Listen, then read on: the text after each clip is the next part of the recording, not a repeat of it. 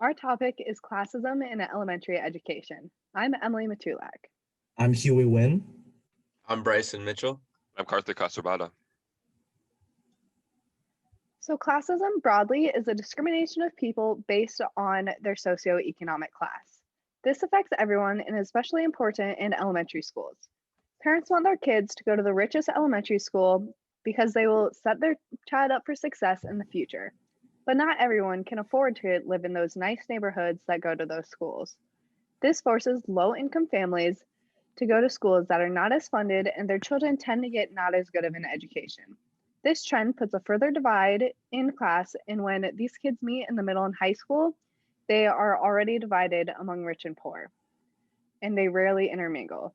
Classism may only be one ism, but with intersectionality, there are multiple other isms that play into and affect classism. I feel the biggest one is race and how people of color were automatically looked at as a lower class. Here are a couple other terms, white flight and de facto segregation, that we will define in our later slides. All right, so what set precedent to classism in elementary school education?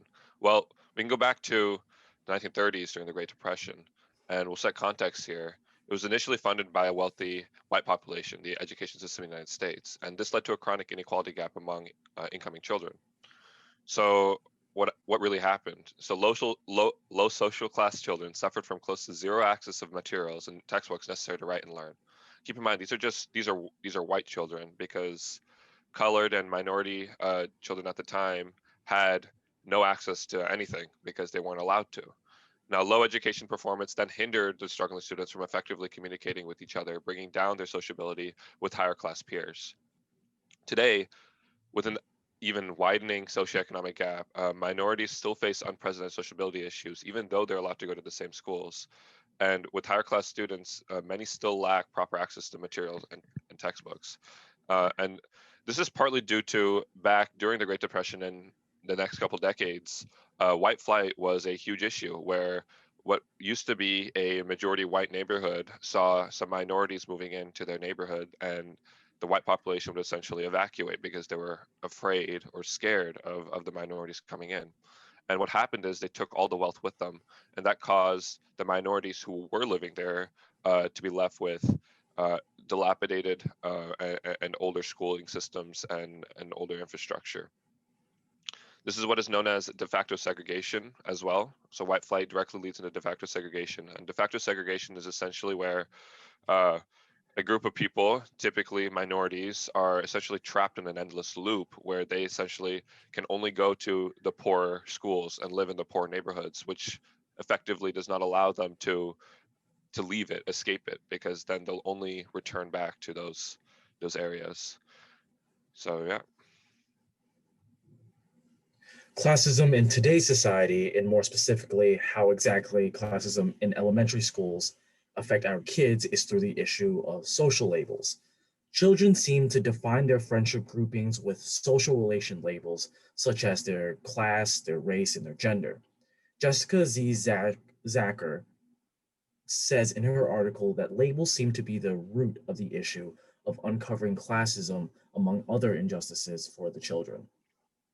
Kids obviously do not generalize based on what they see between people, but social labels do eventually develop, and they notice and they make friends that are similar to them. In addition to uh, those kids, those that are placed in schools based on the class and background will create relationships between those of similar status and similar class. Different kids also interact with others based on the school that they attend. Thus, they wouldn't be able to interact with those that came from different backgrounds. In addition to social labels, they will not be able to reach different levels of educations based on their class. An article by James S. Coleman state that those in higher classes are likely to have a greater educational attainment than those in lower social classes. Because of this, higher social class members tend to be better educated and have higher incomes, while those that are in lower classes tend to not attain as much education repeating that cycle as we mentioned before in the previous slide. And a more in-depth look into the issue addresses policy insiders. It is stated by multiple authors. Policy insiders seem to use discursive strategies to advance their discourses. For instance, those that cause discourse stated that those most negatively impacted by any inequity seems to be have caused the inequity. They generalize the discourse by blending different scenarios together. And finally, they also make inequity appear natural using several strategies to obscure the identity of those that are being harmed.